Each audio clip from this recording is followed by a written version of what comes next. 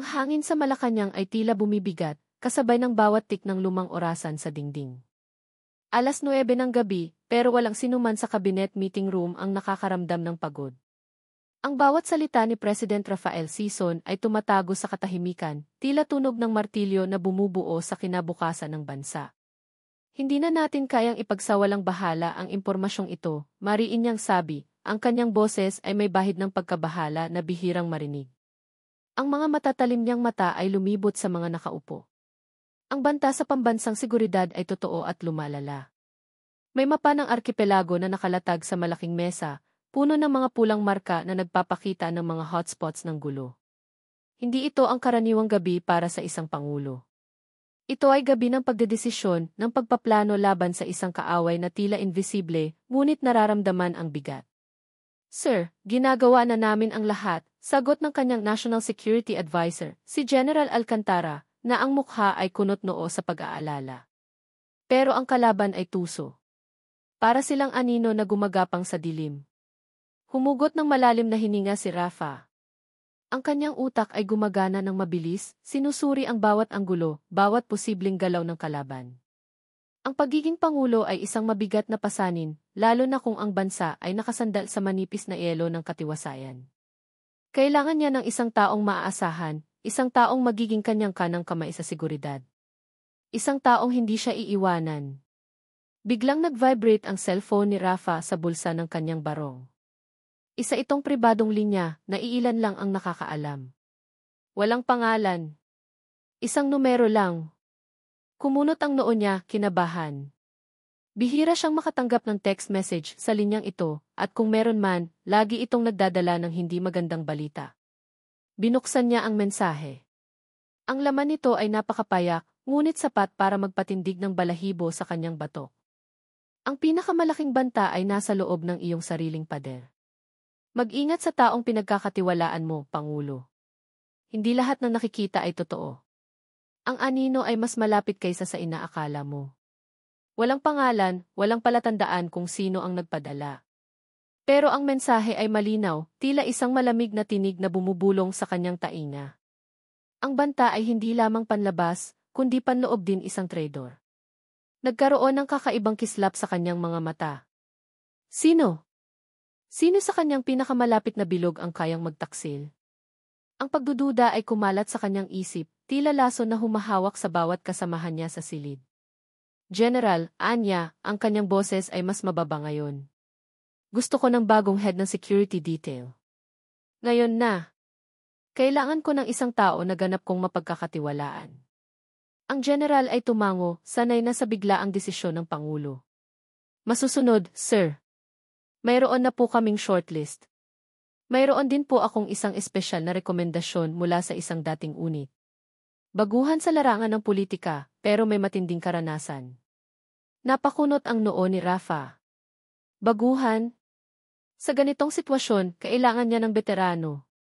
Ngunit ang salitang matinding karanasan ay umalingaw sa kanyang isip.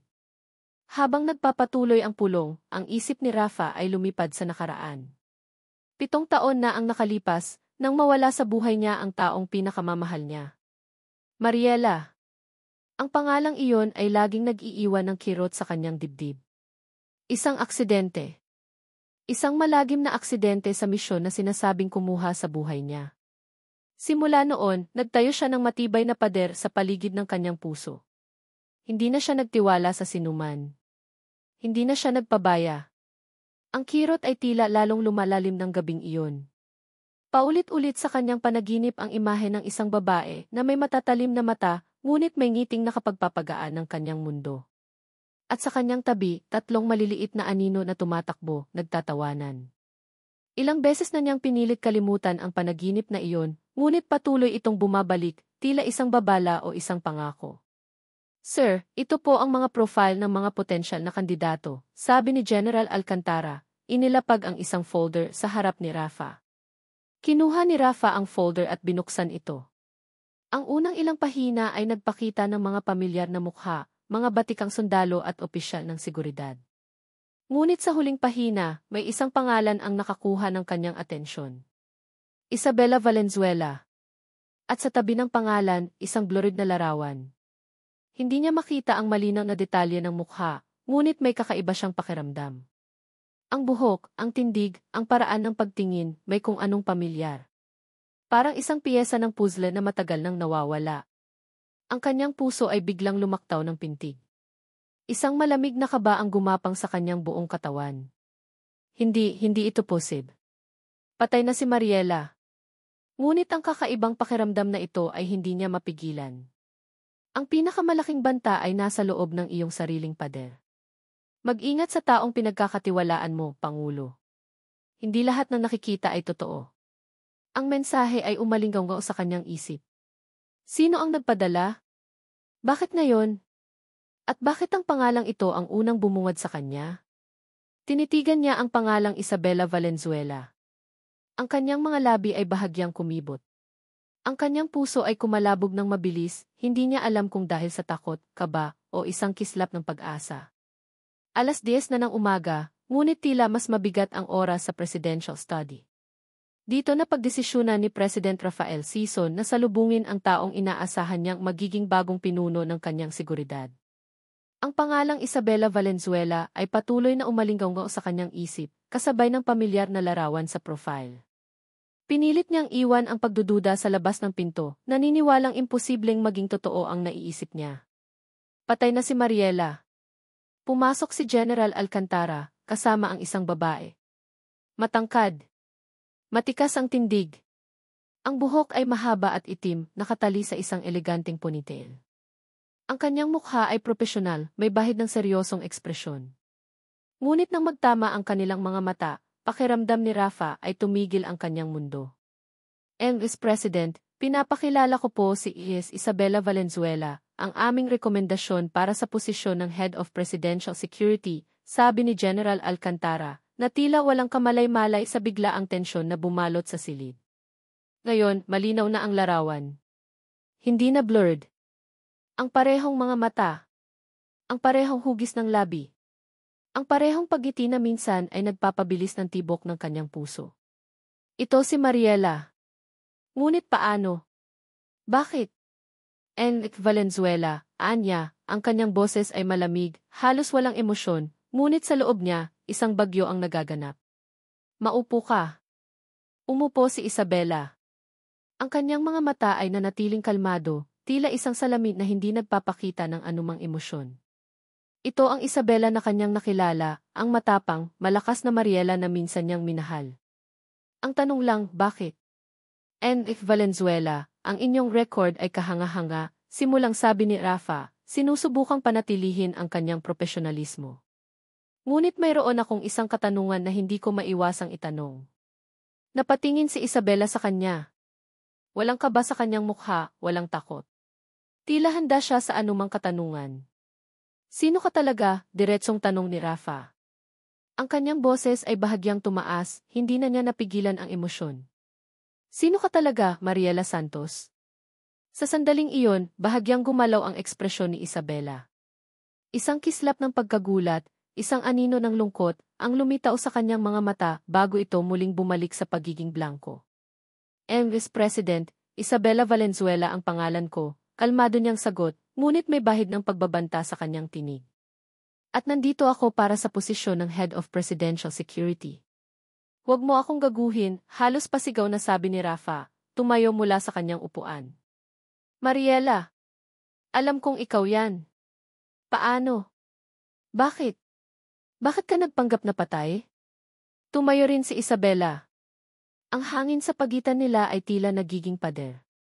Hindi ito ang lugar para sa personal na usapan, Vice President. Personal na usapan, halos tumawa si Rafa sa pagkabigla. 7 taon kang nawala. 7 taon akong nagluksa. At ngayon, narito ka, nakatayo sa harap ko na tila walang nangyari. Sagutin mo ako, Mariela. Biglang bumukas ang pinto ng opisina. Isang batang lalaki, mga 6 o 7 taong gulang, ang sumilit sa loob, kasunod ang 2 pa na magkakamukha. Mama! May robot po bang nasa loob? Tanong ng isa, ang kanyang mga mata ay nagniningning sa kuryosidad. Nagitla si Isabela. Ang kanyang maskara ng profesionalismo ay nawala agad. Ang kanyang mukha ay napuno ng pag-aalala at agad siyang lumuhod para salubungin ang mga bata. Marco, Mateo, Miguel. Sinabi ko na huwag kayong papasok dito. Mahina niyang saway, ngunit puno ng pagmamahal ang kanyang tinig. Tumakbo ang tatlong bata sa kanya, sabay-sabay na yumakap. Triplet. Ang panaginip. Ang kanyang panaginip ay biglang nagkatotoo sa pinakamalalim na kahulugan nito. Tinitigan ni Rafa ang tatlong bata. Ang kanilang mga mata. Ang kanilang mga ngiti. Ang kanilang buhok. May kung anong kakaiba. Isang matinding koneksyon na tila gumagapang sa kanyang dibdib. Pamilyar ang pakiramdam. Sobrang pamilyar. Si Marco, ang pinakamalikot sa tatlo, ay lumapit kay Rafa. Inosente niyang tiningnan ang Pangulo, ang kanyang mga mata ay malaki at bilog. Hello po, sir, sabi ni Marco na tila nakakita ng bagong laruan. Ikaw po ba ang nag-imbento ng malaking bahay na ito? Napaawang ang bibig ni Rafa. Hindi siya makapagsalita. Ang mga bata. Sino sila? Biglang napansin ni Marco ang isang frame ng litrato sa mesa ni Rafa, isang lumang litrato ni Rafa noong siya ay bata pa. Tinuro niya iyon. Mama, tignan mo po. Parang si Papa po yan, bulong ni Marco, sabay turo kay Rafa, na ngayon ay halos hindi na makahinga. Ikaw po si Papa, di ba po? Ang mga salita ay tumago sa hangin, tila isang kidlat na tumama sa kanyang puso. Si Papa. Ang kanyang panaginip. Ang matinding koneksyon. Napaatras si Isabela, ang kanyang mukha ay naging puting-puti. Ang kanyang mga mata ay nanlaki sa gulat, nakatingin sa kanyang anak, pagkatapos ay kay Rafa, na ngayon ay nakatayo sa harap niya, ang kanyang mga mata ay puno ng pagkabigla at matinding sakit. Ang tatlong bata. Ang kanyang panaginip. Ang paglaho ni Mariela. Ang pagbabalik ni Isabela Valenzuela. Lahat ay nag-ugnay. Ang sagot ay nasa harap niya. Sino-sino ang ama ng mga batang iyan, Mariela? Tanong ni Rafa, halos hindi na makahinga. Ang kanyang boses ay nanginginig, hindi dahil sa galit, kundi dahil sa matinding pagkabigla at isang kislap ng hindi inaasahang pag-asa. Ang mga mata ni Isabela ay nanatiling nakatingin kay Rafa, puno ng matinding takot at pagnanais na tumakas. Ngunit bago pa siya makasagot, lumapit si Marco kay Rafa. Niyakap ang kanyang binti at muling sumigaw sa inosenteng tinig na nagpapatigil sa mundo ni Rafa. Papa! Ikaw po si Papa. Napakunot ang noo ni Rafa. Isang hindi kapanipaniwalang katotohanan ang sumabog sa kanyang isip. Ang kanyang puso ay kumalabog ng mabilis, hindi niya alam kung dahil sa sakit, gulat, o isang bagong pag-asa. Ang kanyang mga kamay ay gumapang sa balikat ng bata, nanginginig. Ang kanyang mundo ay hindi na muling magiging pareho. Biglang huminto ang tibok ng puso ni Isabela Valenzuela. Ang mga salitang si Papa. Ikaw po si Papa, ay umalinggaw sa tahimik na opisina ni President Rafael Sison, tila isang putok ng baril ang naglantad ng lihim na pinakaingatan niya sa loob ng 7 taon. Ang kanyang mukha ay naging puting-puti at ang mga kamay niya ay nanginginig sa takot. Tiningnan niya si Marco na ngayon ay masayang nakayakap sa binti ni Rafa. Pagkatapos ay tiningnan niya si Rafa, na ang mga mata ay puno ng matinding pagkabigla at isang kislap ng galit na hindi niya maintindihan. Sa sandaling iyon, alam ni Bella na tapos na ang kanyang mundo. Marco, bitaw na sa Pangulo, sabi niya, pilit na pinapanatiling kalmado ang boses. Pero ang kanyang loob ay gumagapang na sa takot. Tumakbo siya, hinila niya si Marco palayo kay Rafa, at hinawakan niya ang kamay ng kanyang mga anak ng mahigpit, tila nagmamadaling itago sila mula sa mga mata ng buong mundo. Bakit mo ginawa yon, anak? Bulong niya kay Marco, na ang mata ay nalilito sa biglaang pagbabago ng kanyang ina. Nakatitig lang si Rafa sa kanila, ang kanyang mga mata ay nananatiling nakatingin kay Isabela. Ang kanyang mga labi ay nakatikom, at ang hangin sa pagitan nila ay tila nagiging pader. Sabihin mo sa akin, Mariela, ang boses ni Rafa ay malalim at nagbabanta. Sino ang ama ng mga batang yan? Naramdaman ni Bella ang kaba na kumalat sa buo niyang katawan. Pagtatanggi. Ito lang ang pag-asa niya. Ang kanyang lihim ay hindi maaaring malaman. Para sa kaligtasan nilang lahat. Hindi ko alam kung sino ang Mariela na sinasabi mo, Vice President, sabi niya, pilit na pinapanatili ang kanyang profesionalismo. At ang pagkakakilanlan ng ama ng aking mga anak ay walang kaugnayan sa trabaho na inaalok ninyo sa akin. Natawa si Rafa, isang mapait na tawa. Walang kaugnayan? 7 taon akong nagluksa. 7 taon akong naniwalang patay ka, at ngayon, bumalik ka na may 3 bata na kamukha ko. At sasabihin mong walang kaugnayan? Ang kanilang ama ay isang sundalo na namatay sa misyon, Jim Vice President, sabi niya, ang kanyang tinig ay malamig, walang emosyon. At iyan na lang ang kailangan mong malaman. Tumayo si Rafa, at ang kanyang mga kamay ay gumapang sa kanyang buhok, tila nahihirapan. Ang kanyang mukha ay pulang-pula sa galit at sakit. Bakit? Bakit mo ako niloko, Mariela? Bakit mo kami pinagtaguan? Lumapit si Rafa, at ang kanyang mga mata ay nanatiling nakatitig sa mga mata ni Isabela. Hindi kita papayagang umalis dito. Hanggat hindi mo sinasagot ang lahat ng tanong ko, mananatili ka dito, sa ilalim ng aking proteksyon at pagbabantay. Nanlamig si Isabela. Ayaw niyang manatili sa piling ni Rafa. Ayaw niyang lumapit ang mga anak niya sa kanya. At lalo siyang natatakot na baka mahanap sila ni Hector dito. Ngunit sa kabilang banda, ano pa ba ang mas magandang lugar na pagtataguan kaysa sa Malacanang? Niyakap niya ang kanyang mga anak ng mahigpit, at ang kanyang mga mata ay nagsimulang mamasa-masa. Hindi ko po kayo maintindihan, Vice President. Hindi po ako ang Mariela na kilala ninyo. Pero kung ang pananatili namin dito ay makakatulong sa inyong investigasyon. Nakita niya ang kislap ng pagdududa sa mga mata ni Rafa. Para sa kaligtasan ng mga bata, Vice President, dagdag niya, alam na ito lang ang magpapalambot sa puso ni Rafa. Umupo si Rafa at humugot ng malalim na hininga. Mananatili kayo dito. Kukunin ko kayo bilang aking security advisor. Isang posisyon na hindi mo maaaring tanggihan. Pero walang pero, Gineth Valenzuela, mariing sabi ni Rafa. Hindi ko hahayaang may mangyaring masama sa iyo at sa mga bata. Mayroon ka pang 1 araw para mag-isip. Pagkatapos ng 1 araw, kailangan ko ng sagot. Tumango si Isabela, na ang puso ay puno ng pag-asa na hindi niya magawa. Pag-asa para sa kanyang mga anak. Ang Malacanang ay ang pinakaligtas na lugar sa bansa. Dito, ligtas ang kanyang mga anak. Ligtas sila kay Hector. Ngunit ang biglaang pagtigil ng mundo ay biglang nawala nang makarinig siya ng malakas na pagsabog sa labas ng Malacanang. Agad na tumakbo ang mga sundalo ni Rafa, at agad na nag-activate ang mga protokol ng seguridad. Agad na gumalaw ang instinct ni Isabela. Agad siyang tumayo, inilagay ang kanyang katawan sa harap ng kanyang mga anak, at kinuha ang posisyon ng isang sundalo na naghahanda para sa laban. Tiningnan niya si Rafa. Ang banta totoo, bulong niya. Naramdaman ni Rafa ang matinding presyon. Ang mga mata ni Isabela ay nagpapakita ng takot, ngunit ang kanyang tindig ay nagpapakita ng lakas. Ang lahat ay totoo. Ang lihim, ang mga bata, ang banta. Sir, isang maliit na pagsabog sa labas ng gate, sabi ng isang sundalo. May mga sugatan po at mukhang sinubukan nilang pumasok. Nanlaki ang mga mata ni Bella. Hindi lang ito random. Ito ay babala. Babala mula kay Hector. Siya ay nasa panganib at ang kanyang mga anak ay kasama. Ang desisyon niya ay ginawa na. Para sa kanilang kaligtasan, kailangan niyang manatili. Ang pagsabog sa labas ng Malacanang ay nagsilbing pambungad sa isang bagong kabanata sa buhay ni President Rafael Sison.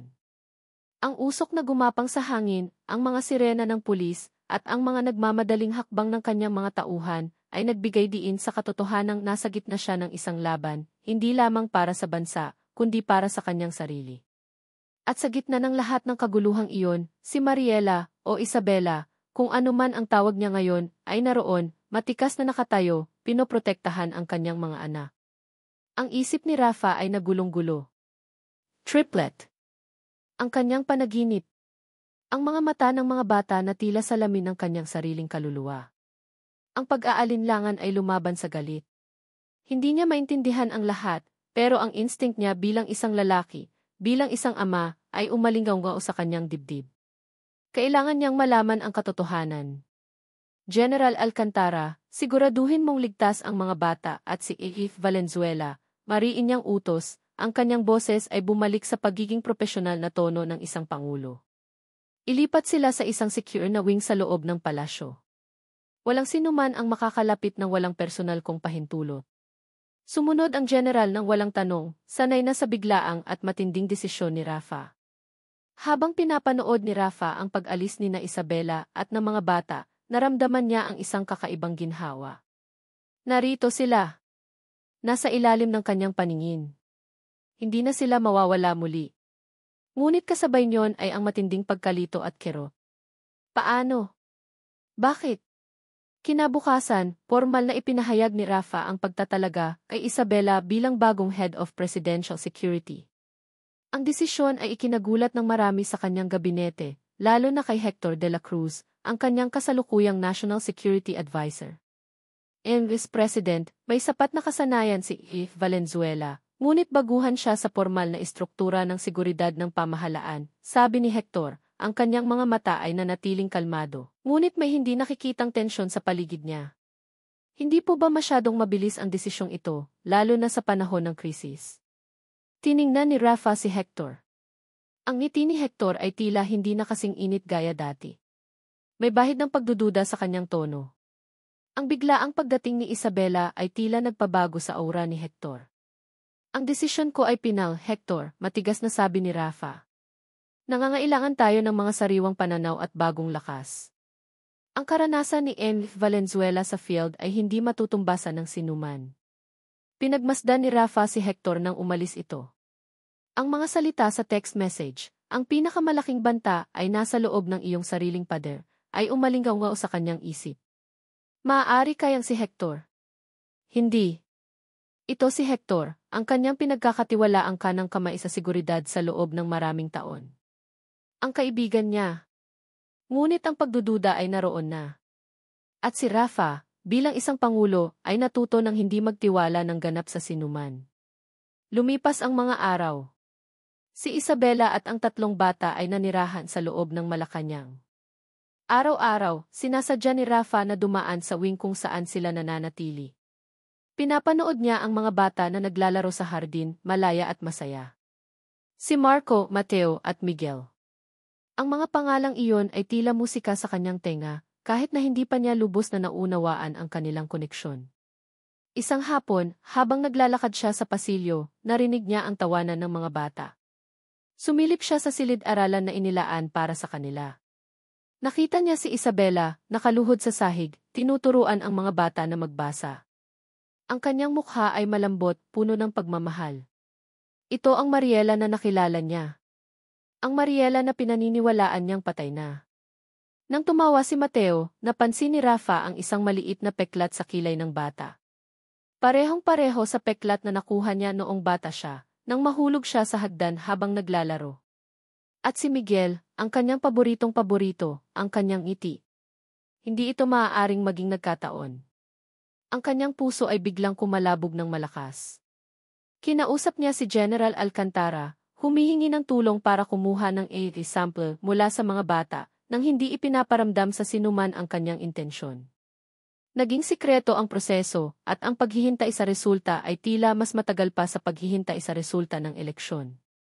Ngunit ang tensyon sa pagitan ni Rafa at Isabela ay nanatili.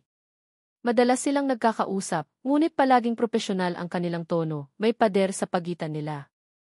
N. Valenzuela, kailangan kong malaman ang katotohanan, sabi ni Rafa isang gabi, habang nag-iisa silang nag-uusap sa presidential study. Ang mga bata ay natutulog na. Kung ano man ang dahilan ng paglaho mo, kailangan mong sabihin sa akin. Kalmado si Isabela, ngunit ang kanyang mga mata ay tila may gustong sabihin na hindi niya kayang ipahayag. Ang katotohanan ay mas komplikado kaysa sa iniisip mo, Vice President. May mga bagay na mas mabuting manatiling lihim. Lihim. Kapag ang lihim ay nakakaapekto sa buhay ng Pangulo ng Pilipinas, at higit sa lahat, sa mga bata na malaki ang posibilidad na maging mga anak ko, halos pasigaw na sabi ni Rafa. Ang kanyang boses ay puno ng pighati at galit. Hindi umimik si Isabela. Nakayuko lang siya, ang kanyang buhok ay bumagsak sa kanyang mukha. Naramdaman ni Rafa ang sakit. Ito ay ang parehong Mariela na napakahirap basahin, napakahirap abutin. Ayaw kong manatili sa kadiliman, Mariela, mahina niyang sabi, ang kanyang boses ay tila isang bulong. Sinasabi sa akin ng puso ko na may koneksyon tayo sa mga batang iyon. At hindi ko hahayaang mapanganib sila nang hindi ko nalalaman kung bakit. Naramdaman ni Rafa ang pagod na gumagapang sa kanya. Pagod sa laban, pagod sa pagdududa, pagod sa lihim na pilit na gumagapang sa kanyang buhay. Kinabukasan, isang maliit na sobre ang dumating sa kanyang opisina. Ito ang resulta ng test. Ang kanyang puso ay kumalabog ng malakas. Ito na. Ang sandali ng katotohanan. Binuksan niya ang sobre, ang kanyang mga kamay ay nanginginig. Binasa niya ang nilalaman. Ang kanyang mga mata ay nanlaki at ang sobre ay nahulog mula sa kanyang nanginginig na mga kamay. Nag-replay sa kanyang isip ang lahat. Ang mga panaginip. Ang mga mata. Ang peklat. Ang ngiti. Ang mga salita ni Marco. Ang pinakamalaking banta ay nasa loob ng iyong sariling pader. Mag-ingat sa taong pinagkakatiwalaan mo, Pangulo. Hindi lahat ng nakikita ay totoo. Ang anino ay mas malapit kaysa sa inaakala mo. At ngayon, ang pangalan ni Hector de la Cruz, na pinagkakatiwalaan niya ng buo, ay biglang lumitaw sa kanyang isip. Hindi lang sa kanyang investigasyon sa nakaraan ni Mariela, kundi pati na rin sa biglaang pagsabog sa labas ng Malacanang. Lahat ay tila nagkakaroon ng bagong kahulugan. Ang Malacanang ay tila isang malaking haula para kay Isabela Valenzuela. Ligtas ang kanyang mga anak dito, iyon ang totoo. Pero ang bawat pader, bawat pasilyo, ay tila nagtatago ng isang mata na nakamasid. Naramdaman niya ang presensya ni Hector de la Cruz sa bawat sulok, kahit na hindi niya ito nakikita. Ang kanyang instincts bilang isang dating ahente ay sumisigaw ng panganib. Matapos ang pagsabog sa labas ng palasyo, lalong tumindi ang seguridad. Ngunit para kay Isabela, ang tunay na banta ay hindi sa labas, kundi sa loob. Alam niya ang takbo ng isip ni Hector. Hindi ito titigil hanggat hindi nito nakukuha ang gusto, at ngayon, alam niyang isa na siyang malaking tinik sa lalamunan ng dating kasamahan. Isang umaga, habang nag-iihersisyo siya sa gilid ng palasyo, napansin ni Isabela ang isang bagong mukha sa mga security personnel na nakatalaga sa kanilang wing. Masyadong malinis ang kanyang mga galaw, masyadong tahimik. Nakita niya itong madalas nakatitig sa direksyon ng kwarto ng mga bata. Nagtaas ang kanyang kilay. Isang pagsubok ba ito? Kinalaunan, sa isang meeting ng Security Council, naroon si Hector. Nakangiti siya kay Pangulong Rafael Sison, tila isang tapat na alagad. Ngunit nang magtama ang kanilang mga mata ni Isabela, may kislap sa mata ni Hector na nagpalamig sa dugo ni Isabela. Isang kislap ng pagbabanta, isang lihim na mensahe. And, Valenzuela, nagustuhan mo ba ang arrangement dito sa palasyo? Tanong ni Hector, ang kanyang boses ay malambing ngunit may bahid ng panunukso. Sana ay komportable kayo ng iyong mga anak. Napansin ni Isabela na lalong naghigpit ang hawak ni Rafa sa kanyang tasa ng kape. Malinaw na may tensyon sa pagitan nila. Salamat, Jim de la Cruz. Ang seguridad dito ay mahigpit. Walang makakapasok na hindi gusto, matalim na sagot ni Isabela, diretso ang tingin sa mga mata ni Hector. Ito ay isang babala. Ngumiti lang si Hector, ngunit ang ngiting iyon ay hindi umabot sa kanyang mga mata. Napakahusay nga. Sana ay manatili kayong ligtas, kasama ang iyong mga anak. Ang huling dalawang salita ay tila may karagdagang diin, isang bulong na tanging si Isabela lang ang makakarinig. Kinagabihan, habang nagbabasa ng bedtime story si Isabela sa kanyang mga anak, biglang nag-vibrate ang kanyang lumang cellphone, ang isa na pinananatili niyang lihim mula sa lahat. Isang hindi kilalang numero. Kinuha niya ito, nagbabala sa mga bata na manatili sa kama at lumabas ng kwarto. Ang text message ay galing sa isang burner phone. Walang pangalan. Malikot ang iyong mga anak. Hindi ba dapat ay mas mahigpit ang iyong pagbabantay? Ang mga pader ng palasyo ay hindi sapat para protektahan ang lahat ng mahal mo. Nanginginig ang mga kamay ni Isabela. Hector. Ito na. Hindi na ito laro. Diretso na niyang tinatarget ang kanyang mga anak. Naramdaman niya ang init ng galit na bumubulwak sa kanyang dibdib. Hindi niya hahayaang may mangyari sa kanyang mga anak. Ang sumunod na araw ay naging bangungot. Habang naglalaro ang tatlong bata sa hardin ng palasyo, biglang nawala si Mateo. Sumigaw si Marco at Miguel, tinatawag ang pangalan ng kapatid. Napamura si Isabela. Agad siyang tumakbo patungo sa direksyon ng paglalaro ng mga bata. Mateo! Mateo, sigaw niya, ang kanyang puso ay kumalabog ng malakas. Narinig niya ang mahinang iyak mula sa likod ng isang malaking puno. Nandoon si Mateo, nakaupo sa damuhan, umiiyak. May hawak siyang isang maliit na laruang robot. Hindi ito ang robot na ibinigay niya. Ito ay bago. At nang kinuha niya, may nakadikit na maliit na sulat. Ang bawat kislap ng pag-asa ay madaling mawala. Isipin mong mabuti ang iyong mga desisyon. Napasara si Isabela sa kanyang mga kamao. Ang kanyang mga mata ay nagbabaga sa galit. Huminga siya ng malalim, pilit na pinapanatiling kalmado ang sarili. Kailangan niyang maging matalino. Hindi niya maaaring ibunyag ang kanyang pagkatakot. Sa gabi, habang naghahanda siya ng hapunan para sa mga bata, biglang dumating si Rafa. Hindi niya sinasadya. Parang nadala lang siya ng kanyang mga paa papunta sa kusina ng wing kung saan sila nakatira. May dalang libro si Rafa na pambata. Akala ko tulog na kayo, sabi ni Rafa, ang kanyang boses ay mas malambot kaysa sa dati. Ang kanyang mga mata ay nanatili sa mga bata na ngayon ay masayang naglalaro ng mga laruang ibinigay ni Rafa. May pinagkakaabalahan lang, sagot ni Isabela, hindi tumitingin sa kanya. Hindi niya kayang makipag-ugnayan sa kanya ng matagal, lalo na ngayong alam niya ang tungkol sa mga bata. May gusto lang akong basahin sa kanila, sabi ni Rafa. Nagtataka si Isabela. Ito ba ay ang pangulo na kilala niya? O ito ba ay isang ama na naghahanap ng koneksyon? Umupo si Rafa sa sahig at nagsimula siyang magbasa ng kwento sa tatlong bata. Ang kanyang boses ay malambot at puno ng pagmamahal. Si Marco, Mateo, at Miguel ay agad na nakinig, ang kanilang mga mata ay nagniningning sa tuwa. Nakita ni Isabela ang isang kakaibang eksena, ang makapangyarihang pangulo, na ngayon ay isang ama, na nagbabasa ng bedtime story sa kanyang mga anak. Naramdaman ni Isabela ang isang kakaibang init sa kanyang dibdib. Isang damdamin na matagal na niyang sinubukang itago. Ang pagkakataong ito, ang kapayapaang ito, ay halos nakalimutan na niya. Para silang isang pamilya. Isang pamilya na matagal na niyang pinangarap. Pero ang pangarap na iyon ay mabilis na naglaho nang muling mag-vibrate ang kanyang cellphone. Isang bagong text message. Galing pa rin sa burner phone. Magkita tayo, Mariela. O kaya tingnan mo ang magiging bunga ng iyong katigasan ng ulo. Kasama ang mensahe, isang larawan. Larawan ng kanyang tatlong anak, masayang naglalaro sa hardin.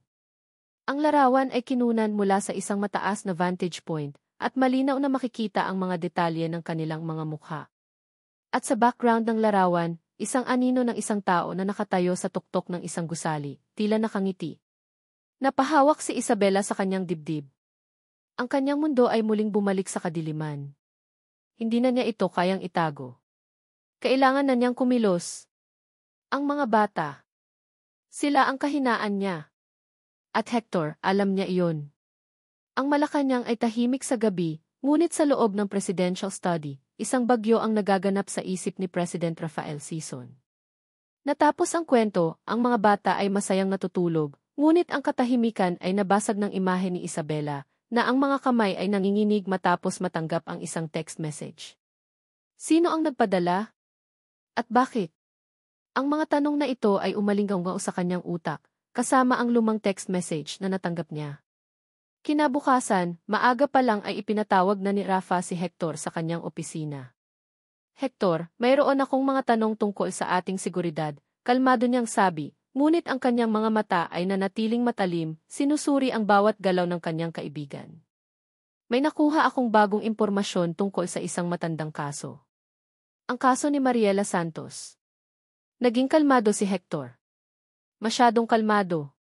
Ang kaso ni Emma Santos. Isang malungkot na insidente. Ang lahat ng impormasyon ay na-archive na.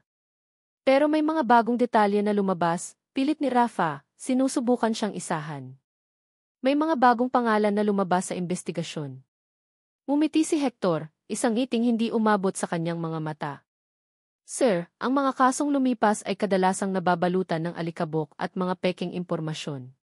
Sa ngayon, mas mahalaga ang mga banta sa kasalukuyan. Paano kung ang banta sa kasalukuyan ay konektado sa nakaraan? Tanong ni Rafa, direktang nakatingin sa mga mata ni Hector. Biglang umikot ang mga mata ni Hector. Hindi ko alam kung saan nanggaling ang iyong impormasyon, sir. Ngunit baka kailangan mong mag-ingat sa mga taong nagpapalabas ng maling impormasyon.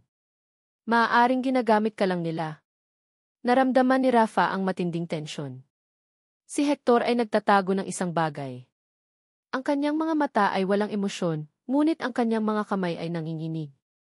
Bago pa siya makasagot, biglang may isang text message si Rafa mula sa isang hindi kilalang numero. Nagpakita ito ng isang larawan ni Isabela na kasama ang mga bata. Ang kanyang puso ay biglang tumigil sa pagtibok. Ito ay isang larawan na kinunan sa loob ng Malacanang. Nagitla si Rafa. Sino ang nagpadala nito? Bulong niya, ngunit walang narinig si Hector. Agad niyang kinansela ang kanyang mga lakad at sinigurado na si Isabela at ang mga bata ay ligtas. Si Hector ay umalis, ngunit ang kanyang ngiti ay hindi nawala. Ang ngiti na iyon ay ngayon ay nagpababa sa balahibo ni Rafa. Kinagabihan, ginawa na ni Rafa ang desisyon. Pumanaw siya sa wing kung saan nakatira si Isabela. Nakita niya ang mga bata na natutulog na. Nakita niya si Isabela na nagbabasa ng libro, ang kanyang mukha ay malungkot at may mga luha na dumadaloy sa kanyang mukha. Sa sandaling iyon, alam ni Rafa na ang kanyang pag-aalinlangan ay nagiging pag-asa. Lumapit siya kay Isabela. Isabela, kailangan kong malaman ang totoo. Ibibigay mo ba sa akin ang isang huling pagkakataon? Tumango si Isabela, ang kanyang mga mata ay puno ng lungkot. Ano? Self-test, Anya, ang kanyang boses ay nanginginig. Ang mga bata. Kailangan kong malaman. Kailangan kong malaman kung sila ay akin. Ang kanyang mga mata ay nanlaki at ang kanyang mukha ay naging puting-puti. Hindi. Hindi ko kaya, sabi niya, pilit na pinipigilan ang luha. Huwag. Hindi mo sila kayang protektahan. Sa Malacanang, ako ang Pangulo, sabi ni Rafa, ang kanyang boses ay matigas. Kung sila ay akin, wala akong hindi gagawin para protektahan sila. At kung hindi, tanong ni Isabela, ang kanyang tinig ay nanginginig. Kung hindi ayos lang, sabi ni Rafa, ang kanyang boses ay malungkot. Gusto ko lang malaman. Gusto ko lang malaman ang totoo. Tumango si Isabela at ang kanyang luha ay dumaloy sa kanyang mga pisngi. Ang kanyang puso ay puno ng sakit. Alam niya na ang pag-amin ay maglalagay sa kanilang lahat sa panganib. Sige, bulong niya. CJ, gawin mo ang gusto mo. Dahan-dahan, kumuha si Rafa ng sample mula sa 3 bata. Ang proseso ay nagawa ng lihim, walang sinuman ang nakakaalam maliban sa kanya, kay Isabela at sa isang tapat na sundalo. Ang paghihintay ay masakit. Ang bawat sandali ay tila isang kawalan ng pag-asa. Makalipas ang ilang araw, isang sobre ang dumating sa kanyang opisina. Ito ang resulta. Ang kanyang mga kamay ay nanginginig habang binubuksan niya ang sobre. Bumalik siya sa oras na iyon, 7 taon na ang nakalipas, nang mawala si Mariela sa kanyang buhay. Lahat ng sakit, galit at pag-asa ay bumalik. Binasa niya ang resulta. Ang kanyang mga mata ay nanlaki. Ang kanyang mga labi ay nanginginig. Ang kanyang kamay ay nahulog sa mesa. 79.9%. Ito na. Ang mga bata ay kanya. Ang mga bata ay kanyang mga anak. Ang kanyang dugo. Ang kanyang pamilya. Ang kanyang puso ay biglang tumigil. Ang kanyang mundo ay gumuho, ngunit hindi sa sakit, kundi sa isang hindi inaasahang pag-asa at pagmamahal. Umiiyak siya. Ang Pangulo, umiiyak.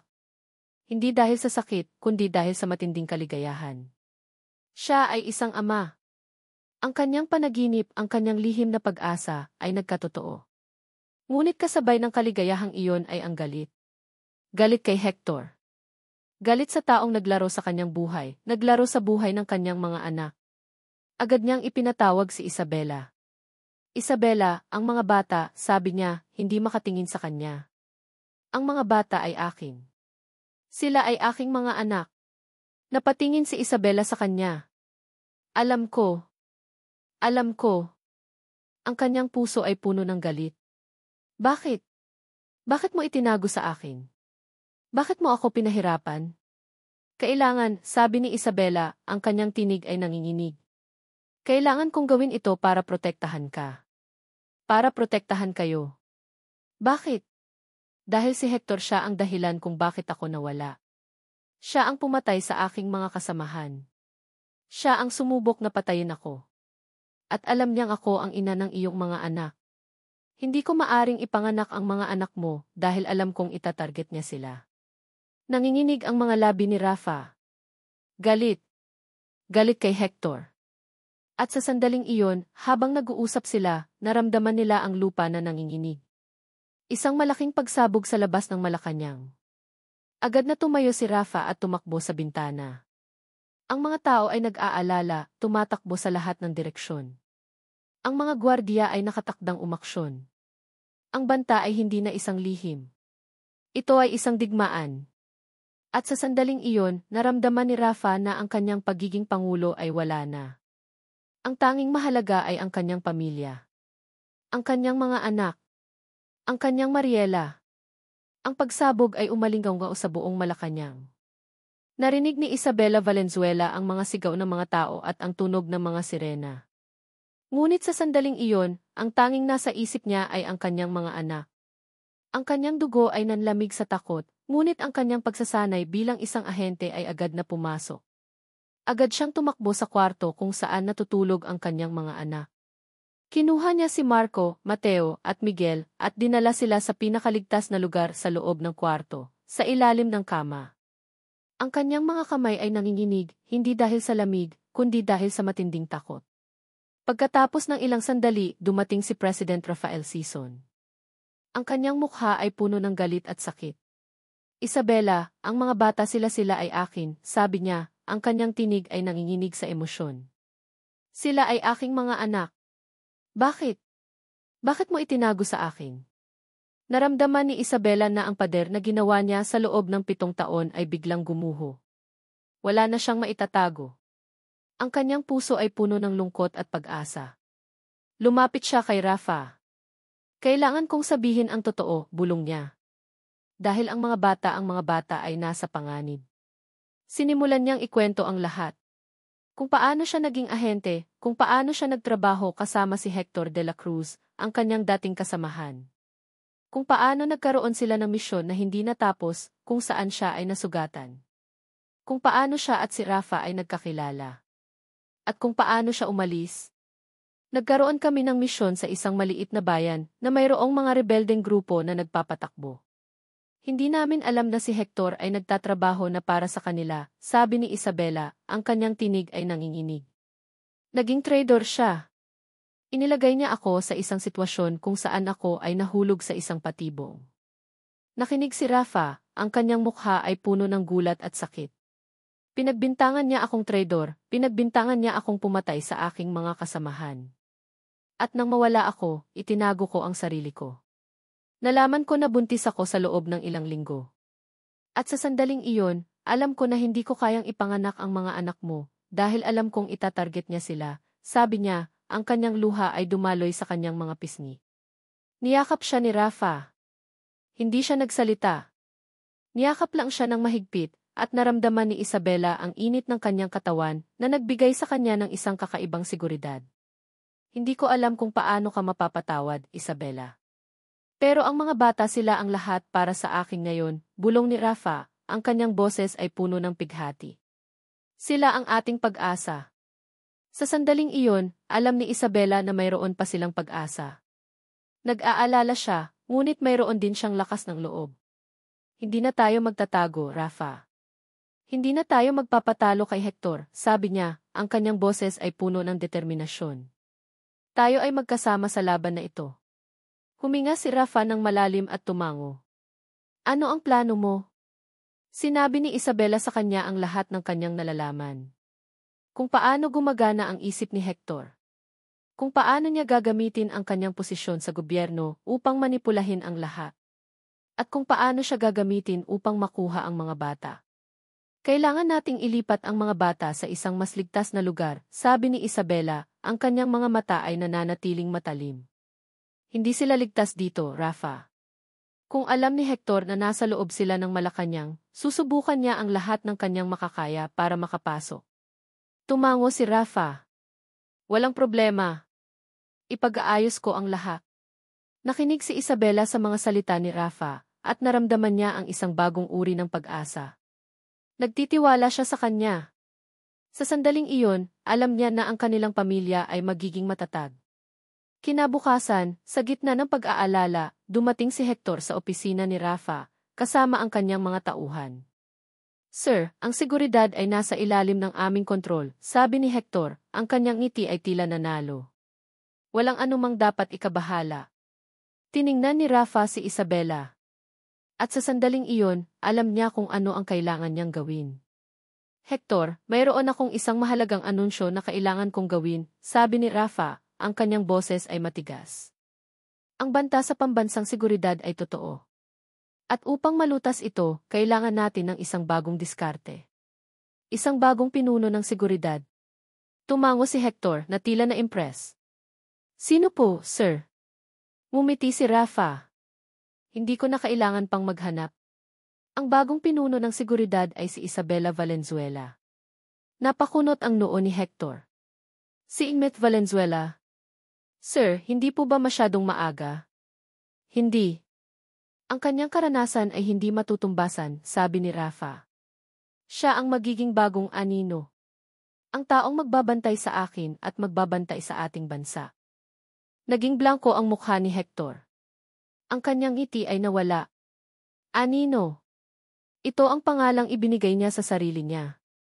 At ngayon, si Isabela na ang anino. Ito ay isang babala. Isang babala na tanging si Isabela at Hector lang ang makakaintindi.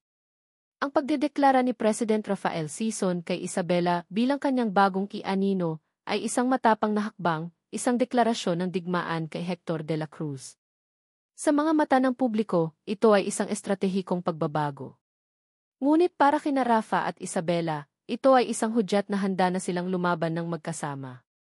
Habang abala ang lahat sa pag-aayos ng kanilang mga posisyon, tahimik na nagpaplano si Hector. Ang ngiti niya noong huling makita ni Rafa ay isang ngiti ng tagumpay. Alam niyang ito na ang tamang oras para umatake. Nagsimulang kumalat ang mga tsismis. Isang serye ng mga artikulo at mga post sa social media ang biglang lumabas na nag-aakusa kay Rafa ng korupsyon at paglilipat ng pondo sa mga offshore accounts. Ang mga ebidensya ay peke, ngunit tila totoo. Ang publiko ay naguguluhan at ang ratings ni Rafa ay nagsimulang bumaba.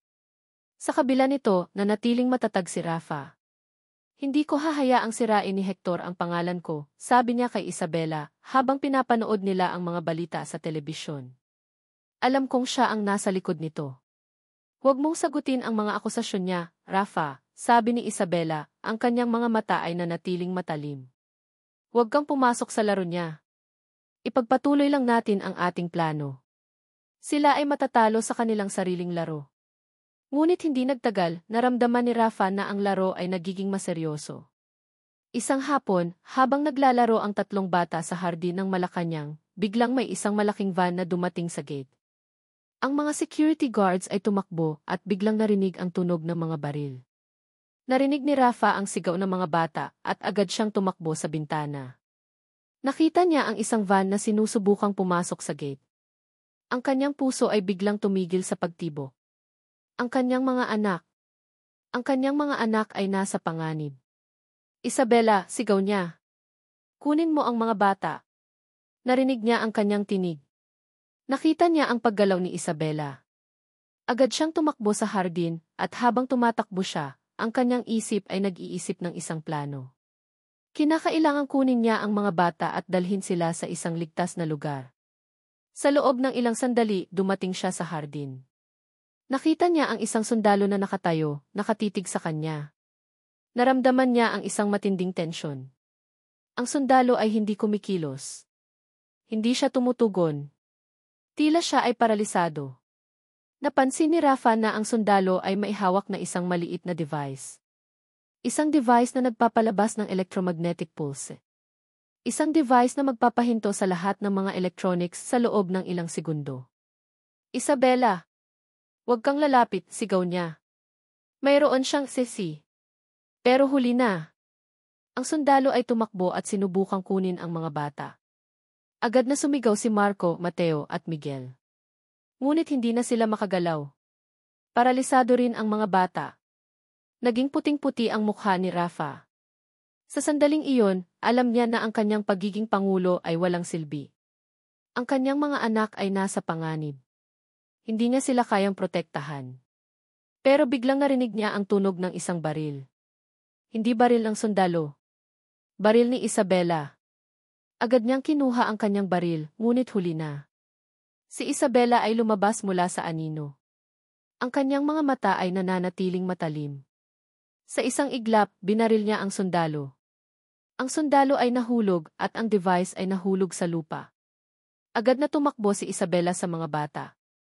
Niyakap niya sila ng mahigpit at ang kanyang mga mata ay puno ng galit. Sa sandaling iyon, alam ni Rafa na ang kanyang pamilya ay nasa panganib. Ang balita ng pagsubok na kidnap ay mabilis na kumalat sa publiko. Ngunit sa halip na magalit, ang mga tao ay nag-aalala. Nag-aalala sila para sa mga bata. Nag-aalala sila para kay Rafa. Isabela, kailangan nating ilipat ang mga bata, sabi ni Rafa, ang kanyang boses ay nanginginig. Hindi na sila ligtas dito. Hindi na ligtas ang Malacanang. May mas malala pa rito, Rafa, sabi ni Isabela, ang kanyang tinig ay puno ng galit. Ito ay isang laro. Isang laro na hindi natin kayang talunin. Sa gabi, habang abala ang buong bansa sa pag-aalala, biglang naganap ang isang emergency press conference. Isang press conference na hindi inorganisa ni Rafa. Ang nag-organisa nito ay si Hector de la Cruz. Mga kababayan, mayroon akong mahalagang balita na kailangan kong ibalita sa inyo, sabi ni Hector, ang kanyang ngiti ay tila nanalo.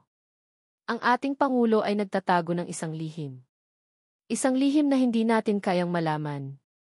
Nasa loob ng presidential study, si Rafa at Isabela ay nakaupo. Nanatili silang nakatitig sa telebisyon. Alam nila kung ano ang gagawin ni Hector.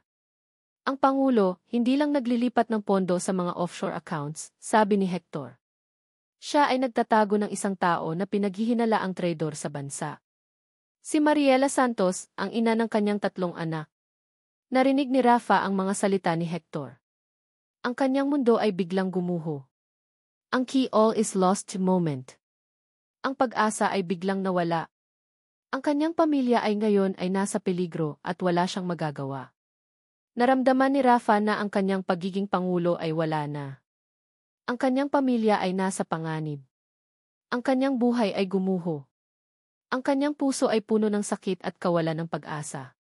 Ang anunsyo ni Hector sa telebisyon ay tila isang malaking pader na gumuho, nagpapaliwanag ng lahat. Sa loob ng presidential study, si Isabela Valenzuela ay nakaupo sa tabi ni Rafa, ang kanyang kamay ay nanginginig. Nakita niya ang sakit sa mga mata ni Rafa. Ang lahat ng kanilang pagpaplano, ang lahat ng kanilang pagsisikap, ay biglang nawala sa isang iglap. Ang publiko ay naguguluhan at ang reputasyon ni Rafa ay gumuho. Wala na, bulong ni Rafa, ang kanyang boses ay walang laman. Tapos na ang lahat. Ngunit ang mga salitang iyon ay nagpabalik sa lakas ni Isabela. Hindi. Hindi pa tapos. Sa loob ng 7 taon, nagtago siya para sa kanyang mga anak. Nag-iisa siya. Ngayon, mayroon na siyang kasama. At hindi siya papayag na ang lahat ng kanyang pinagsikapan ay maglaho na lang ng ganoon. Hindi pa tayo tapos, Rafa, sabi ni Isabela, ang kanyang tinig ay puno ng determinasyon. Huwag kang sumuko. Hindi ka pangulo para sa sarili mo. Ikaw ay pangulo para sa mga tao. At ikaw ay ama. Ama ng ating mga anak. Tiningnan siya ni Rafa, ang kanyang mga mata ay nagpapakita ng pag-asa. Ang lahat ng ito ay nagsimula sa aking paglaho, sabi ni Isabela, ang kanyang mga mata ay nananatiling matalim. May isang bagay na hindi ko matandaan. Isang bagay na hindi ako makalimutan. Bumalik siya sa kanyang mga alaala. Ang huling misyon na ginawa niya kasama si Hector. Ang misyon kung saan siya ay nasugatan. Ang misyon kung saan siya ay pinagbintangan. Ang misyon na iyon ay ginawa ni Hector, hindi para sa gobyerno, kundi para sa kanyang sarili. Ang lahat ay nagsisimula sa kung sino si Hector, sabi ni Isabela. Sino siya? Ano ang kanyang nakaraan? Anong ginawa niya? At bakit siya nagtatrabaho para sa mga rebeldeng grupo na lumalaban sa gobyerno? Nag-isip si Rafa. Si Hector siya ay isang matalik na kaibigan ng aking ama, sabi ni Rafa. Nang mamatay ang aking ama, si Hector ang isa sa mga unang lumapit at nag-alok ng kanyang tulong. Siya ang nagsilbing mentor ko. Sa sandaling iyon, nagkaroon ng isang kakaibang pakiramdam si Isabela. Ang lahat ng mga piraso ay nagsisimulang magkasama. Ang mga panaginip ni Rafa. Ang lihim ng kanyang ama. Ang paglaho niya. Ang pagbabalik niya. Ang mga bata. Lahat ay nag-ugnay.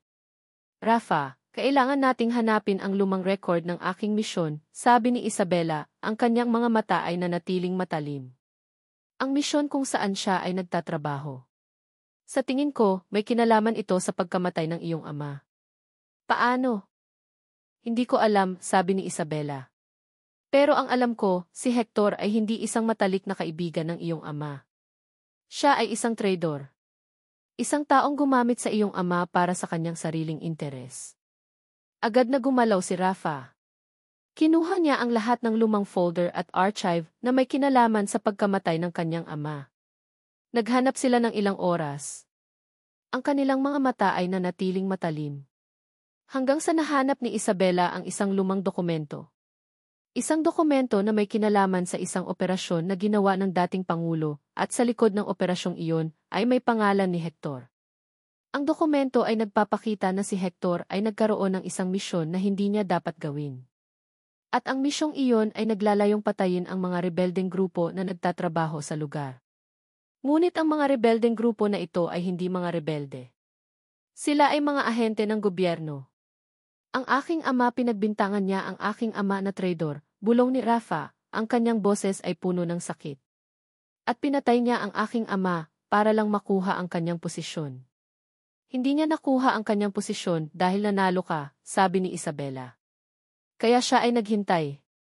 Naghintay siya ng tamang oras para patayin ka. Naramdaman ni Rafa ang galit na bumubulwak sa kanyang dibdib. Galit kay Hector.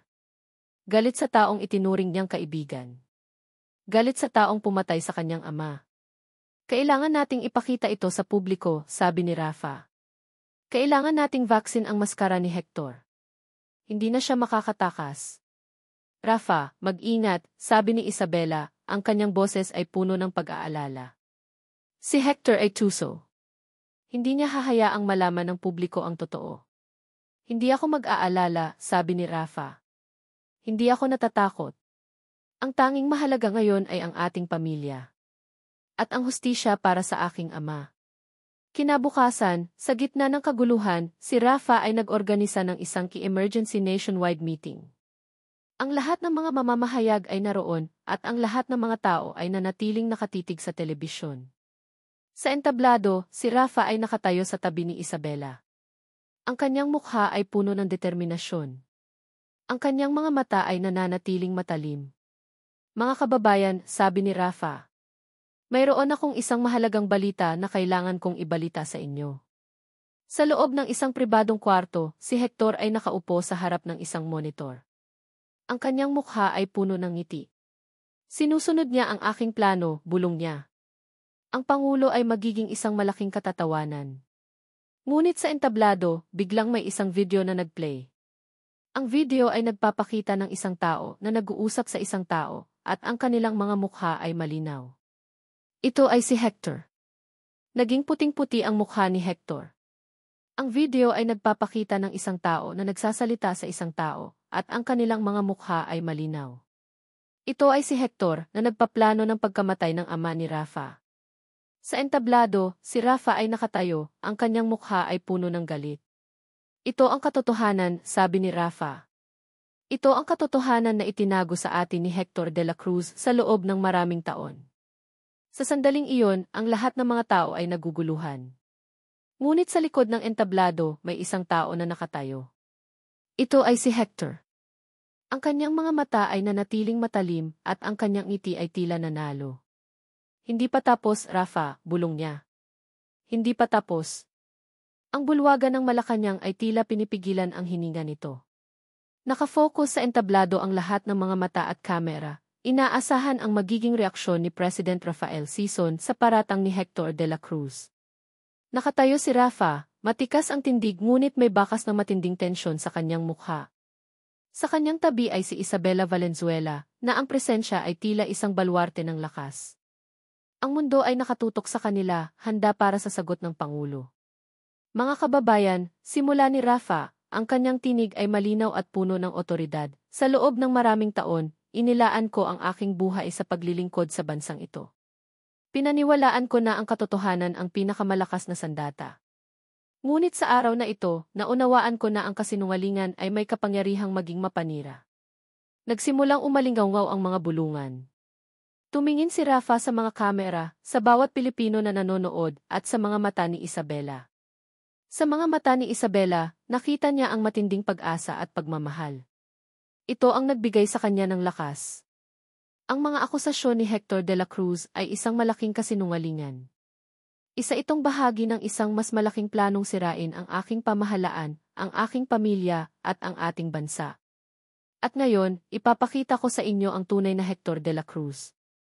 Sa sandaling iyon, biglang nag-play ang isang video sa malaking screen sa likod ni Rafa. Ang video ay nagpapakita ng isang tao na nag-uusap sa isang tao, at ang kanilang mga mukha ay malinaw. Ito ay si Hector na nagpaplano ng pagkamatay ng ama ni Rafa. Nagkaroon ng isang matinding gulat sa buong bulwagan. Ang mga mamamahayag ay nagsimulang mag-react, ang kanilang mga mukha ay puno ng pagkabigla. Ang mga tao ay naguguluhan, at ang kanilang mga mata ay nakatitig sa screen. Ito ang dahilan kung bakit nagtatago si Mariela, o ngayon ay kilala bilang si Isabela Valenzuela, sabi ni Rafa, ang kanyang boses ay puno ng pighati. Dahil natuklasan niya ang kasinungalingan. Siya ay itinago sa loob ng 7 taon, at ngayon, bumalik siya upang protektahan ang kanyang pamilya at ang ating bansa. Sa loob ng isang pribadong kwarto, si Hector ay nanatiling nakatitig sa monitor. Ang kanyang ngiti ay nawala. Ang kanyang mga mata ay nananatiling matalim, at ang kanyang mga kamay ay nanginginig. Ang kanyang plano ay biglang gumuho sa isang iglap. Hindi, bulong niya. Hindi ito maaaring mangyari. Hindi niya ito magagawa. Ngunit sa entablado, si Rafa ay nakatayo. Sa likod niya, ang video ay nagpapakita ng iba't ibang mga ebidensya. Mga lihim na pagpupulong, mga transaksyon sa mga offshore accounts, at mga banta sa mga ahente ng gobyerno. Ang lahat ng ito ay ginawa ni Hector, upang sirain ang pangalan ni Rafa at makuha ang kapangyarihan. Ang aking ama ay isang mabuting tao. Siya ay pinatay ni Hector, at ang kanyang pangalan ay binahira ng kasinungalingan, sabi ni Rafa. Ngunit ngayon, ang katotohanan ay lumabas na. Ang banta sa ating bansa ay hindi ang mga rebeldeng grupo. Ang banta ay si Hector de la Cruz. Siya ang utak sa likod ng lahat. Nagkaroon ng isang malakas na pagpalakpak mula sa mga mamamahayag. Ang kanilang mga mukha ay puno ng paghanga. Ang kanilang mga mata ay nanatiling nakatitig kay Rafa. Ngunit sa gitna ng pagpalakpak, biglang may isang malakas na pagsabog sa labas ng Malacanang. Nagitla si Rafa. Alam niya kung sino ang nasa likod nito. Si Hector. Walang sinuman ang makakataka sa akin, Rafa, sabi ni Hector, na biglang lumabas mula sa anino. Ang kanyang mga mata ay nananatiling matalim, at ang kanyang ngiti ay tila nanalo. Hindi ka maaaring manalo sa akin. Hindi mo ako kayang talunin. Sa sandaling iyon, ang lahat ng mga tao ay naguguluhan. Ang lahat ng mga mamamahayag ay nagpanik. Ngunit sa likod ni Rafa, si Isabela ay nakatayo. Ang kanyang mga mata ay nananatiling matalim.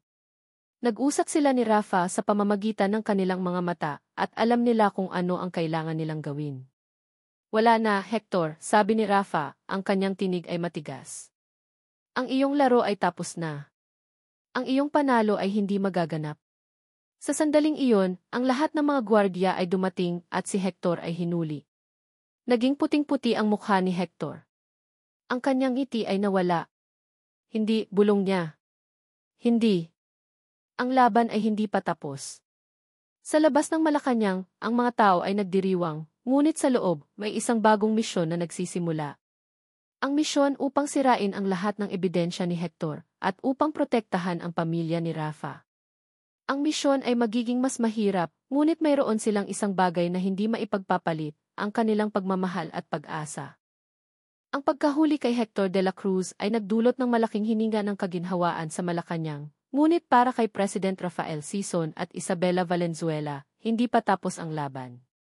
Habang hinahakot ng mga sundalo si Hector, ang ngiti sa kanyang labi ay tila lalong lumaki, isang ngiti na puno ng pagwawagi at pagbabanta. Hindi siya sumigaw, hindi siya nagmakaawa, sa halip tanging ang mga mata niya ang nagsalita, wala ka pang nakikita. Huwag kayong matuwa, bulong ni Isabela kay Rafa, na ang mga mata ay nananatiling matalim. Mayroon siyang huling baraha. Sa pag-alis ni Hector, biglang nag-vibrate ang cellphone ni Isabela. Isang hindi kilalang numero. Isang huling mensahe. Ang bawat kababalaghan ay may katapusan. Ang iyong tagumpay ay isang panandalian. Hindi magtatagal, ikaw at ang mga bata ay mawawala. Nagitla si Isabela. Alam niyang ito na ang huling atake. Agad siyang tumakbo sa pinakamalapit na computer at ginamit niya ang kanyang mga kasanayan bilang isang ahente. Sa loob ng ilang segundo, nahanap niya ang isang maliit na software sa loob ng sistema ng seguridad na hindi man lang napansin ng iba. Rafa, mayroon siyang nakatanim na bomba sa loob ng palasyo, sabi ni Isabela, ang kanyang boses ay puno ng takot. Hindi ito para sa iyo. Para ito sa mga bata. Naramdaman ni Rafa na ang kanyang dugo ay nanlamig. Nag-usap sila sa pamamagitan ng kanilang mga mata at alam nila na kailangan nilang kumilos ng mabilis. Sa loob ng ilang sandali, nakita ni Isabela ang lokasyon ng bomba sa loob ng presidential study. Ang kwarto kung saan sila ay palaging nag-uusap. Ang kwarto kung saan sila ay nagkaroon ng pinakamahalagang sandali. Ang kwarto kung saan ang mga bata ay naglalaro. Ang lahat ng ito ay bahagi ng plano ni Hector. Kailangan nating ilikas ang mga bata, sabi ni Rafa, ang kanyang boses ay matigas. Ngayon na. Agad silang tumakbo sa kwarto kung saan natutulog ang mga bata. Kinuha nila si Marco, Mateo, at Miguel at dinala sila sa isang ligtas na lugar sa loob ng palasyo. Ngunit sa pagtakbo nila, narinig nila ang mahinang tunog ng isang orasan. Isang countdown. 2 minuto, bulong ni Isabela. Hindi tayo makakarating sa presidential study sa loob ng 2 minuto. Ang lahat ng mga daan ay sarado na. Naramdaman ni Rafa ang pag-aalinlangan. Ngunit hindi siya sumuko. Gagawin natin ito, sabi niya, ang kanyang mga mata ay nananatiling matalim. Magkasama. Tumakbo silang lahat sa pinakamalapit na pinto. Ang lahat ay sarado na, ngunit may isang maliit na pinto na hindi nakita ng mga gwardiya. Ito ay isang emergency exit.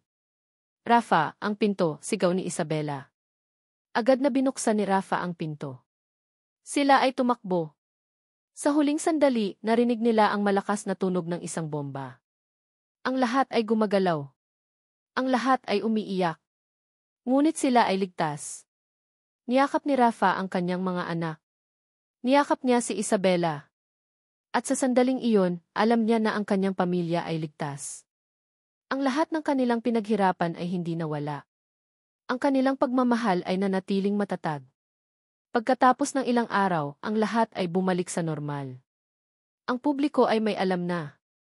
Ang lahat ng mga ebidensya ay naipakita na. Si Hector ay nasa kulungan at ang kanyang pangalan ay binahira ng kasinungalingan. Si Rafa ay muling nagkaroon ng tiwala ng mga tao. Ngunit ang pinakamahalaga sa lahat, ang pamilya ni Rafa ay buo na. Si Isabela ay hindi na si Mariela. Siya ay si Isabela, ang ina ng kanyang mga anak. Siya ay ang babae na nagbalik sa kanyang buhay at nagbigay sa kanya ng isang bagong pag-asa. Sa loob ng hardin ng Malacanang, si Rafa ay nakaupo sa damuhan. Niyakap niya ang kanyang mga anak. Si Marco, Mateo at Miguel. Sila ay masaya, naglalaro at tumatakbo. Sa tabi niya ay si Isabela, na ang mga mata ay puno ng pagmamahal. Nagtagumpay tayo, bulong ni Isabela, ang kanyang tinig ay puno ng kaligayahan. Sabi ni Rafa, nagtagumpay tayo. At ang ating pagmamahal ay ang dahilan kung bakit. Sa sandaling iyon, ang kanilang mga labi ay nagdikit. Ito ay ang simula ng isang bagong kabanata. Ang simula ng isang bagong buhay. Ang simula ng isang bagong pamilya. At ang simula ng isang bagong pag-asa para sa buong bansa. Ang pagkahuli kay Hector de la Cruz ay nagdulot ng malaking hininga ng kaginhawaan sa Malacanang. Ngunit para kina President Rafael Sison at Isabela Valenzuela, hindi pa tapos ang laban. Habang hinahakot ng mga sundalo si Hector, ang ngisi sa kanyang labi ay tila lalong lumaki, isang ngiti na puno ng pagwawagi at pagbabanta. Hindi siya sumigaw o nagmakaawa. Sa halip, tanging ang mga mata niya ang nagsalita, wala ka pang nakikita. Huwag kayong matuwa, bulong ni Isabela kay Rafa, na ang mga mata ay nananatiling matalim. Mayroon siyang huling baraha. Sa pag-alis ni Hector, biglang nag-vibrate ang cellphone ni Isabela. Isang hindi kilalang numero. Isang huling mensahe. Ang bawat kababalaghan ay may katapusan. Ang iyong tagumpay ay isang panandalian. Hindi magtatagal, ikaw at ang mga bata ay mawawala. Nagitla si Isabela. Alam niyang ito na ang huling atake. Agad siyang tumakbo sa pinakamalapit na computer at ginamit ang kanyang mga kasanayan bilang isang ahente. Sa loob ng ilang segundo, nahanap niya ang isang maliit na software sa loob ng sistema ng seguridad na hindi man lang napansin ng iba. Rafa, mayroon siyang nakatanim na bomba sa loob ng palasyo, sabi ni Isabela, ang kanyang boses ay puno ng takot. Hindi ito para sa iyo. Para ito sa mga bata. Naramdaman ni Rafa na ang kanyang dugo ay nanlamig. Nag-usap sila sa pamamagitan ng kanilang mga mata at alam nilang kailangan nilang kumilos ng mabilis. Sa loob ng ilang sandali, nakita ni Isabela ang lokasyon ng bomba sa loob ng presidential study. Ang kwarto kung saan sila ay palaging nag-uusap. Ang kwarto kung saan sila ay nagkaroon ng pinakamahalagang sandali. Ang kwarto kung saan ang mga bata ay naglalaro. Ang lahat ng ito ay bahagi ng plano ni Hector.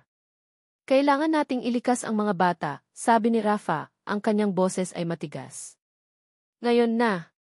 Agad silang tumakbo sa kwarto kung saan natutulog ang mga bata.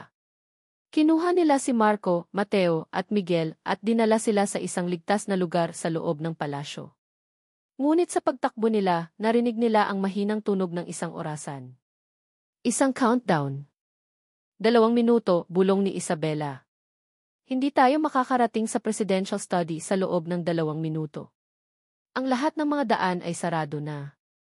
Naramdaman ni Rafa ang pag-aalinlangan. Ngunit hindi siya sumuko. Gagawin natin ito, sabi niya, ang kanyang mga mata ay nananatiling matalim. Magkasama. Tumakbo silang lahat sa pinakamalapit na pinto. Ang lahat ay sarado na. Ngunit may isang maliit na pinto na hindi nakita ng mga gwardiya. Ito ay isang emergency exit. Rafa, ang pinto, sigaw ni Isabela. Agad na binuksan ni Rafa ang pinto. Sila ay tumakbo. Sa huling sandali, narinig nila ang malakas na tunog ng isang bomba. Ang lahat ay gumagalaw. Ang lahat ay umiiyak. Ngunit sila ay ligtas. Niyakap ni Rafa ang kanyang mga anak. Niyakap niya si Isabela. At sa sandaling iyon, alam niya na ang kanyang pamilya ay ligtas. Ang lahat ng kanilang pinaghirapan ay hindi nawala. Ang kanilang pagmamahal ay nanatiling matatag. Pagkatapos ng ilang araw, ang lahat ay bumalik sa normal. Ang publiko ay may alam na. Ang lahat ng mga ebidensya ay naipakita na. Si Hector ay nasa kulungan at ang kanyang pangalan ay binahira ng kasinungalingan. Si Rafa ay muling nagkaroon ng tiwala ng mga tao. Ngunit ang pinakamahalaga sa lahat, ang pamilya ni Rafa ay buo na. Si Isabela ay hindi na lamang si Mariela na namatay. Siya ay si Isabela, ang ina ng kanyang mga anak. Siya ay ang babae na nagbalik sa kanyang buhay at nagbigay sa kanya ng isang bagong pag-asa. Sa loob ng hardin ng Malacanang, si Rafa ay nakaupo sa damuhan. Niyakap niya ang kanyang mga anak, si Marco, Mateo at Miguel. Sila ay masaya, naglalaro at tumatakbo. Sa tabi niya ay si Isabela, na ang mga mata ay puno ng pagmamahal. Nagtagumpay tayo, bulong ni Isabela, ang kanyang tinig ay puno ng kaligayahan. Sabi ni Rafa, nagtagumpay tayo. At ang ating pagmamahal ang dahilan kung bakit. Sa sandaling iyon, ang kanilang mga labi ay nagdikit. Ito ang simula ng isang bagong kabanata. Ang simula ng isang bagong buhay. Ang simula ng isang bagong pamilya. At ang simula ng isang bagong pag-asa para sa buong bansa. Sa aming mga minamahal na tagapakinig. Isang taos-pusong pasasalamat ang nais naming iparating sa inyo.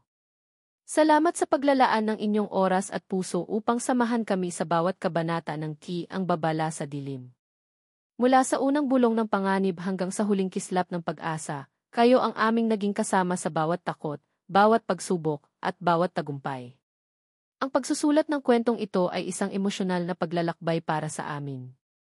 Naramdaman namin ang sakit ng pagkawala, ang hapdi ng pagtataksil, ang init ng pagmamahal, at ang walang hanggang lakas ng pag-asa. Sa bawat salita, inasam naming maipadama sa inyo ang bigat ng pasanin sa balikat ni Pangulong Sison, ang tapang sa puso ni Isabela, at ang walang muwang naligaya ng mga batang nagbigay buhay sa bawat yugto. Naway naramdaman ninyo ang bawat damdamin na tila kayo mismo ang bahagi ng kanilang mundo. Ang kwentong ito ay higit pa sa aksyon at suspense. Ito ay isang paalala na sa gitna ng pinakamadilim na panahon, ang pag-ibig ang ating pinakamalakas na sandata. Ito ay tungkol sa kapangyarihan ng pagpapatawad, ng paghilom, at ng muling pagbangon. Ito ay patunay na kahit gaano kalalim ang isang lihim o gaano kalaki ang isang banta, ang katotohanan ay palaging mananaig, at ang pag-asa ay hindi kailanman mamamatay basta't mayroon tayong ipinaglalaban, ang ating pamilya, ang ating pag-ibig, at ang ating kinabukasan. Ngayong natapos na ang ating paglalakbay sa kwento ni Rafael at Isabela, inaanyayahan namin kayong ibahagi ang inyong mga saloobin at damdamin. Ano ang pinakapaborito ninyong sandali? Ano ang aral na inyong napulot? Ang inyong mga komento ang aming magiging inspirasyon sa mga susunod pang kwento. Maraming salamat muli at sana ay patuloy tayong magkita sa mga susunod pang pahina ng ating imahinasyon. Love Kilig DZ.